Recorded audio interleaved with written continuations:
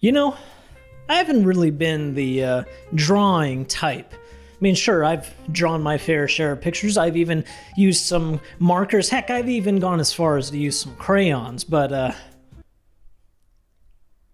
look, I didn't know how to start this video. February of 2001 saw the release of Monkeybone, a film starring Brendan Fraser based off the 1995 comic Darktown, written by Kaya Blackley and illustrated by Vanessa Chong. And I do mean the comic, as there was only one volume ever released, unfortunately. Now, Monkeybone was directed by the same guy who also directed The Nightmare Before Christmas and Coraline, so you would think, by me saying that, this movie would be fantastic. It would be just as iconic as those films that I mentioned.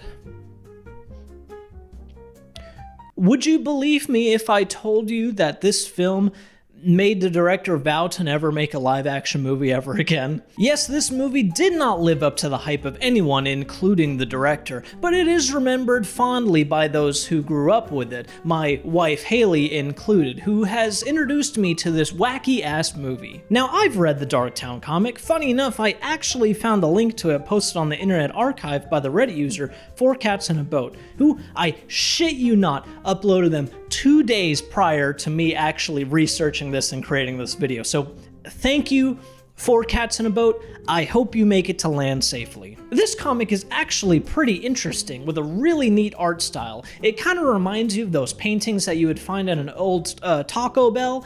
If anyone knows the actual term for this, please let me know. It's on the tip of my sorry, I keep on getting sidetracked. The movie is sort of like the comic, not really.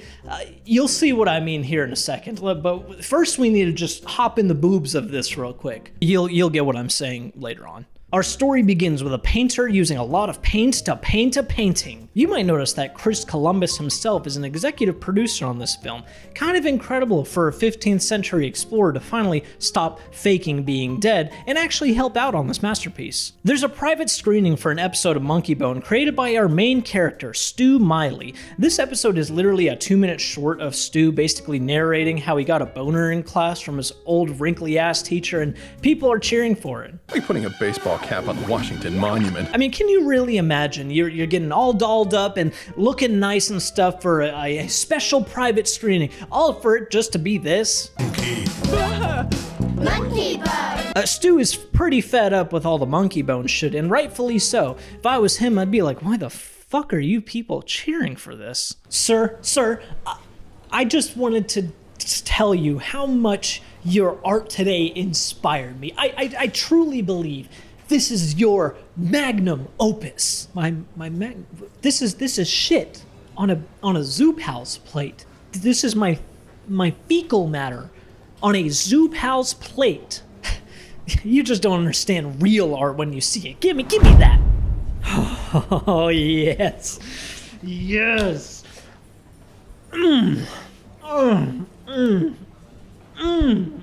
All right, save some for me, please. Stu's manager here is Herb, played by Dave Foley, who voiced Yes Man in Fallout New Vegas. And just like in New Vegas, he's a little bitch in this movie too. While Stu is telling him about how he wants to marry his girlfriend, Herb acts like, girls? Oh, what? Are you insane? And then he's like, all right, fine, I guess I'll watch you two make out. Herb is a fucking weirdo. For the love of God, take off your clothes! Herb's main purpose in the movie is to market Monkeybone as much as possible, to which Stu is completely against. His girlfriend Julie is like, dude, chill out, you're successful, who cares? And while trying to back out, Monkeybone starts to expand, and Julie makes this noise. Oh! And off they go to the races.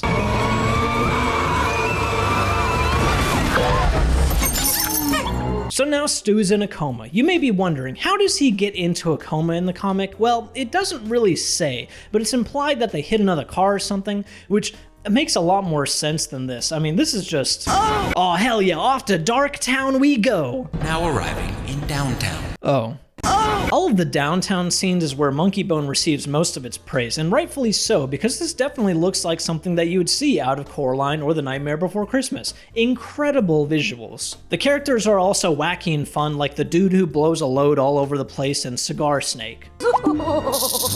A lot of these characters are actually created by Stu himself, which I thought was a really awesome touch. But hold on, you might be asking, if most of these characters are created from Stu's imagination, then doesn't that mean, wow, would you look at that CGI? Trust me, I'm saving you. Run while you still can. What's the use? Monkeybone has now entered the chat and will unfortunately drag this movie down to downtown. But before we do that, let's check in with Stu in the real world, where his sister wants to kill him in order to get their father's inheritance all for herself. Which one's the plug? Doctor, quit wasting my time and tell me how to kill this motherfucker, alright? As Julie heads home, she finds Stu's surprise that he made for her at home, asking her to marry him, which is really sweet. Julie shows her friend all of Stu's artwork and mentions that the creation of Monkeybone was made from Stu drawing with his left hand instead of his right, which leads to a very interesting remark made by Julie's friend. Two guys in the same brain. Which one did you fall in love with? This unironically could have been a great plot point, making for some pretty interesting tension in this movie, especially because in the comic book, it's the wife that makes the decision to pull the plug within 12 hours, which is the entire point of the comic book. But I say could have because this never comes up again. Oh hell yeah, we're back in downtown! Jumbo! Oh hell, we're back in downtown. Monkeybone starts singing about how Julie has a loose caboose, which was supposed to be interpreted as her not being faithful, but we all know what it means. Stu just put it in wrong sometimes. Or did he? Stu has had enough of Monkeybone, as do the rest of us, and stuffs him in a bag where we're introduced to Miss Kitty, played by Rose McGowan, who is best known for her breakthrough role in the 1996 movie Scream. She starred in this, and she was also born in Florence, Italy, which is a pretty neat little fact. Hey, fall in love another time, alright? I'm trying to tell you a story. See, I told you this was coming, didn't I? This frankly has got to be the most chaotic video that I have ever made so far, so if you need to take a break to throw up, that's fine by me. Well, you don't need to? Okay, listen, I'm giving you a chance. If you throw up later, I'm gonna be upset. We're now introduced to the Grim Reapers of downtown, who give people the ticket out of here and back into their body. Naturally, Stu is pretty upset that he doesn't get to go home, but just like that one Walmart worker you got mad at the other day, he's off duty. But not all hope is lost, as Stu gets invited to a pajama party by Hypnos, the god of sleep. It's been 3 months and it's time to officially kill Stu. At the party, Stu witnesses everyone watching Julie's nightmare of Stu biting the dust. He goes over to the Dream Dome, screams at Julie, and then she wakes up going like, oh my god, that was you!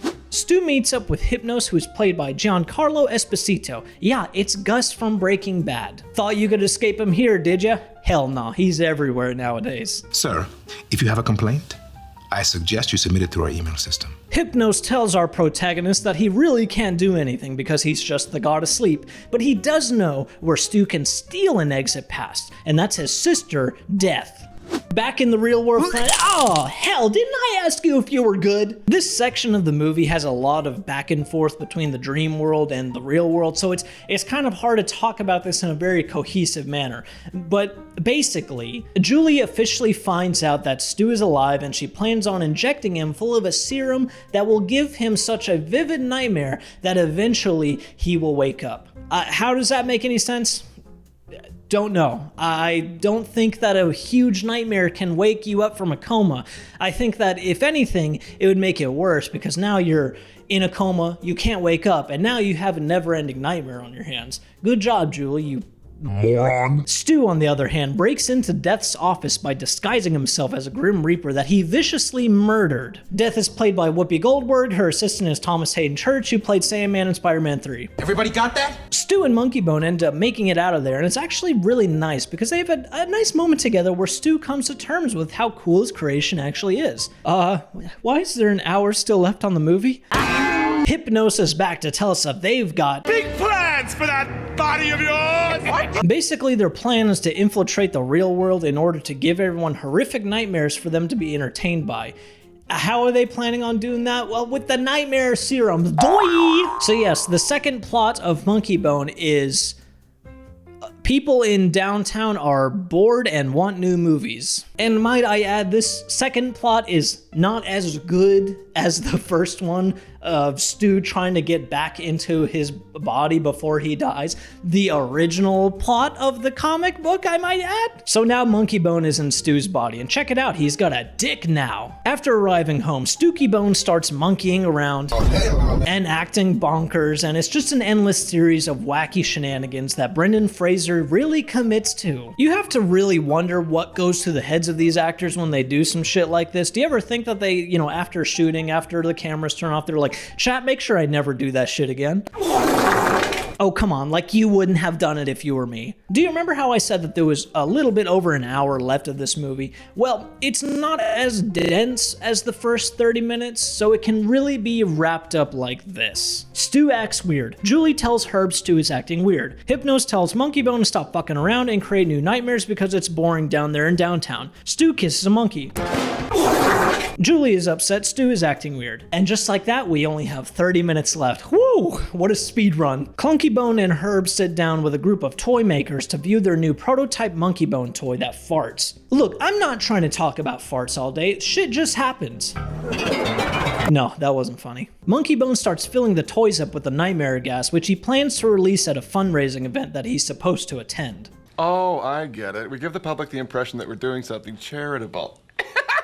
Brilliant. Best line in the movie, hands down. Oh, thank God, Miss Kitty is back and she's here to free Stu from— oh my God! Death catches back up with Stu and basically gives him a chance to make amends by kicking his ass, literally, into another body. A dead one, to be exact. This doctor is Bob Odenkirk, who plays Saul Goodman in Breaking Bad and Better Call Saul. Okay, I swear to God, that's the last character that needs to be introduced. Corpse Stu wakes up and more wacky shenanigans ensue, and there's an ongoing chase scene between him and the doctors trying to get the body back. It's just— what can I say at this point? He flips up the stairs and goes, "I love you, Julie, so very much." He makes her believe that it's him by reminding him of the nightmare she had of him getting the plug pulled on him. Him and Monkeybone start getting into a little tussle before falling off a giant balloon. And luckily for both of them, that didn't kill both of them. They both fell into a coma and went into downtown, which, yes, that's the only way that you can get into downtown, says in the comic, and it's kind of passively mentioned in the movie. Otherwise, he would have gone straight to, what was it, Land of Death, Deathland, something like that? Next stop, Land of Death. Wait! Hey, I don't make the rules. I just call them out as I see them. Death ends up putting Monkeybone back into Stu's head where he belongs and sends him back to the land of the living where he finally reunites with Julie. And that's Monkeybone. I'm sorry to say there's no post-credits scene. Man, what a wild ride that we had to go through. It was almost about as twisting and turning as the little roller coaster to downtown.